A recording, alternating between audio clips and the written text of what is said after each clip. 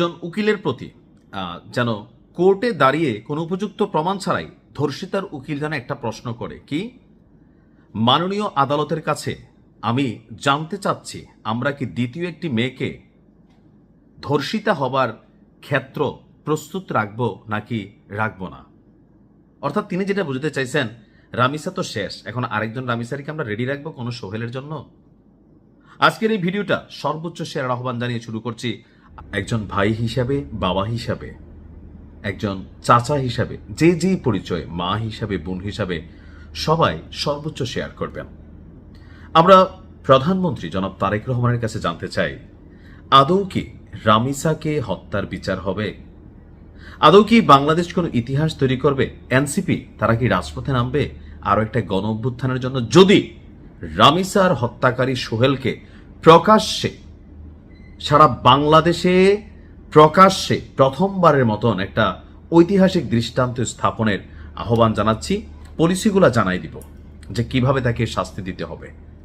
মাঝে মাঝে কি মনে হয় জানেন, যে যদি কোনো প্রধান বিচারপতির অথবা কোনো মন্ত্রী এমপির তাদের যদি কোনো বাচ্চা নাতি পত্তি যারা আছে তাদেরকে যদি এইভাবে ধর্ষণ করা হয়, তাহলে কি ওই দিনও বিচারিক প্রক্রিয়া এইভাবে চলবে, নাকি ধরেন আন্ডারগ্রাউন্ড ডম দিয়া অথবা আইন শৃঙ্খলা বাহিনী দিয়া ক্রস ফায়ার করে মাইরা ফেলা হবে, হয়তো এটা প্রকাশিত করা হবে না। কিন্তু আমরা যারা সাধারণ মানুষ আছি, যাদের ছোট ছোট সন্তান আছে, তারা ভাবি পাশের বাসার ফ্ল্যাটে যেই থাকে এই হারামি, আসলে তার কাছে আমার মেয়েটা নিরাপদ কিনা, এই ভবনটা আমার জন্য নিরাপদ কিনা।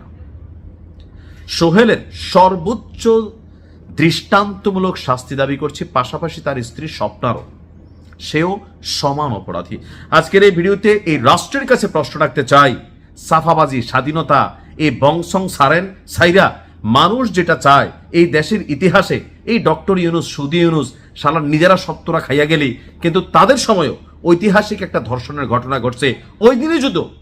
ওই দিনও যদি এই ইউনুস গংরা এই বিচারটা করত যে ধর্ষণের শাস্তি কি হবে, তাহলে হয়তো আজকে রামিসার মতন মেয়েকে জীবন দিতে হতো না। রামিসার বাপ বলছে বিচার চাই না, কেন জানেন? আমরাও জানি বিচার হবে না, আলোচনায় থাকবে 2-4-5 দিন, রাষ্ট্র যখন দেখবে এটা খুব বেশি ভাইরাল, আরেকটা ঘটনা রাষ্ট্র নিজে ঘটাবে অথবা কাউরি দিয়া ঘটাই দিবে, আমরা সবাই সেটার পিছনে দৌড়াবো। কোথাকার রামিসা? এই জন্য রামিসার বাপ বলছে এই রাষ্ট্রের প্রতি ওয়াক্তু বিচার চাই না। আজকে রামিসার বাবা, রামিসা কালকে আপনার মেয়ে, আমার মেয়ে না, এটাকে আপনি ভাবতে পারেন? কথা বলছি আমাদের ছোট্ট একটা শিশু, মানে একটা ফুল, মিরপুরের পল্লবীতে 7 বছরের ছোট্ট একটা বাচ্চা, মানে এটা তো মহিলা মেয়ে কোনোভাবে, মানে জেন্ডার হিসেবে সে একটা মেয়ে। এতটুকুর বাইরে এই মেয়েটার মধ্যে কি আছে? আর এই যে রিক্সা মেকানিক সোহেল, সেই যে ঘটনাটা ঘটাইছে, আজকে আমরা পুলিশের জবানবন্দিতে দেখলাম, পুলিশের কাছে তার দেওয়া জবানবন্দি, তার স্ত্রী স্বপ্না ঘটনার দিন সকালে তার কৌশলে তার বাসায় নিছে। আমার ধারণা এদের আরেকটা প্ল্যান ছিল, সেটা হচ্ছে অপহরণ করবে, কিন্তু কোথাও না কোথাও যখন পরিস্থিতি বিগড়ে গেছে, এরা করছে কি, তো সেই জায়গা থেকে সম্ভবত প্ল্যান পরিবর্তন হয়েছে। কারণ স্বপ্না বলছিল সোহেল বিকৃত লেভেলের মেন্টালিটির একজন মানুষ, অতীত সম্ভবত এমন অনেক ঘটনা করছে, এগুলা পার পাইয়া গেছে, আর এখন এখানে এসে এই রামিসাকে এরা টার্গেট করছে। আজকে পুলিশের কাছে দেওয়া জবানবন্দিতে অনেক চাঞ্চল্যকর তথ্য বের হয়ে আসছে। এইসব তথ্য দিয়ে কি করবো বলেন? কারণ এখানে তো কোনো কিছু হবে না। তবে আমি ওই উকিলের প্রতি পুরো বাংলাদেশের পক্ষ থেকে গজবের দোয়া চাই, যেই কালো কোটধারী উকিল এই সোহেলকে মুক্তির জন্য কাজ করবে। রাষ্ট্রের একটা নিয়ম আছে, যদি কোনো আসামির পক্ষে কোনো উকিল না দাঁড়ায়, রাষ্ট্র তার জন্য উকিল দেয়। আমরা গুলিমারি রাষ্ট্রের এমন নীতি নির্ধারণী সিস্টেমের প্রতি আমরা চাই এটারও সংশোধন হোক। কোন সেই উকিল যে টাকার জন্য সোহেল রানার পক্ষে দাঁড়াবে?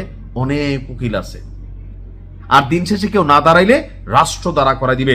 রাষ্ট্রের আইন জনগণের জন্য, জনগণের আইনকে প্রত্যাখ্যান করে। প্রধান বিচারপতি, যারা আইন প্রণেতা আছেন, যারা এই রাষ্ট্রের কলাকুশলী আছেন, আপনাদের কাছে জানতে চাই, এই ঘটনাগুলোকে আপনারা কি পলিটিক্যাল পয়েন্ট অফ ভিউতে দেখেন, নাকি আসলে মানবিক দৃষ্টিতে দেখেন? আওয়ামী লীগ সরকারের আমল থেকে শুরু করে স্বাধীনতার এত বছর এই দেশে অনেক উন্নয়ন হয়েছে, এই হয়েছে সেই হয়েছে, কিন্তু একটা জিনিস ঘটে নাই, কোন ধর্ষণকারী এই দেশে শাস্তি পায় না। যখন ঘটনা ঘটে আমরা কথা বলি, কিন্তু ফাইনালি আসলে কিছুই হয় না। তবে আমি একটা আহ্বান জানাতে চাই, যদি রামিসা হত্যার দৃষ্টান্তমূলক বিচার না হয়, সারা বাংলাদেশের কন্টেন্ট ক্রিয়েটাররা আমরা আমাদের জায়গা থেকে এটা নিয়ে কিন্তু ভাই খেলবো। আবারও বলে দিচ্ছি, খেলবো যেই উকিল তুমি তার পক্ষে দাঁড়াবে, তোমার 14 গোষ্ঠীর সাথে খেলবো, যেই সিস্টেম তার পক্ষে দাঁড়াবে সেই সিস্টেমের বিপরীতে আমরা খেলবো।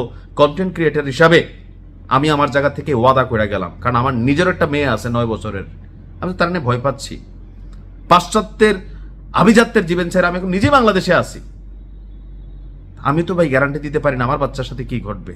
সো আমরা যারা কন্টেন্ট ক্রিয়েটাররা আছি, অনেকে আমার ভিডিও দেখেন, এটা নিয়ে আমরা কিন্তু একটা মুভমেন্টে যাব, সারা বাংলাদেশ কাঁপাবো। সরকার সাধু সাবধান হয়ে যান, কিন্তু এইটা নিয়ে কোন রকম 900 মার্কা পলিটিক্যাল বক্তব্য দিবেন, বাঙালি এবার জায়গা উঠবে। কারণ রামিসার পর টার্গেটকে আজকে এই সোহেল রিক্সা মেকানিক, হাজার সোহেল আমার আপনার আশেপাশে ঘাপটি মেরা বৈশা আছে ভদ্রলোকের বেশে, হাজারো স্বপ্না রামিসার মায়ের সাথে পাশের বাসার ভাবি হিসাবে পরিচয়, আপনি বিশ্বাস করতেছেন পাশের বাসায় যাচ্ছে, এখন না যাইও কি পারবে? কিন্তু ভয় তৈরি করতে হবে। ঘটনা কি করতে হবে, আমরা একটা আইডিয়া সরকারের দিয়া দেই, রেসকোর্স ময়দানে তারা লটকাইতে হবে। সারা বাংলাদেশের কন্টেন্ট ক্রিয়েটার থেকে শুরু করে টেলিভিশন চ্যানেলগুলো লাইভ ব্রডকাস্ট করবে। মানবাধিকার কমিশন কথা তুললে তাদের মায়েরে বাপ কইরা ফুডা কইরা দিতে হবে। সোজা কথা, যে বাঙালি কি পারে, মানবাধিকার কমিশনের মায়েরে বাপ, এরা আবার আসে এগুলোর মধ্যে। তারপরে করতে হবে কি, একবারে একদিনে শেষ করা যাবে না, তারা জিন্দা রাখতে হবে। তিলে তিলে তার নুনুর গোড়ার মধ্যে যতটুকু লোড নিতে পারে একটা ইট পাথর ঝুলাই দিতে হবে। বাচ্চাদের জন্য এখানে আয়োজন থাকবে, নিচের থেকে জুতার ভিতরে ঘু বইরা পিন ভইরা এখানে নিচের থেকে ঢিল মারতে, যে ঢিল লাগাইতে পারবে প্রয়োজনে কন্টেন্ট ক্রিয়েটর হিসেবে আমরা যারা আছি, আর কেউ না দিলে আমি দিব। প্রতি ঢিলে মনে করলেন 10 টাকা, গরিব মানুষ কম মাইরেন, সমস্যা নাই, বেশি মারলে হয়তো দিতে পারবো না, পরে কবেন জবান লাইরা ফেলছেন। এরপরে তারা মনে করলেন যে এরকম বাইধা রাখবে, সারা বাংলাদেশ দেখবে, সে পানি পানি করবে, আমরা পানি দিব না, কাউয়া আসবে, চিল আসবে, ঠোকর দিবে, তারপর তার নুনুর গোড়ার মধ্যে নাগা মরিচের পেস্ট করে একটু একটু করে আমরা লাগাই দিব, সে চিল্লাবে আর আমরা সেখানে হাততালি দিব। সারা বাংলাদেশে যে লুকায়িত সোহেলগুলো আছে, রিক্সা মেকানিক, আর যেই মেকানিক হোক, যেই বেশে হোক, অনেক ভদ্রলোকরা এই কাজ করে, তারা দেখবে দিনের যতক্ষণ তার দম না যায় প্রতিদিন তার নুনুর গুঁড়োতে নাগামরিচ পেস্ট দিতে হবে। এটা যদি এই বাংলাদেশে একবার করতে পারে, এটা গুলি করবেন মরে যাব না ভাই, তার মৃত্যু এত সহজেই দেশ হইতে দিবে না। এটা ব্রডকাস্ট হইতে থাকবে, তারপর ড্রোনের মধ্যে লাগাইয়া তার কাছে মাইক পাঠানো হবে, সোহেল কেমন লাগছে, রাগ করলা?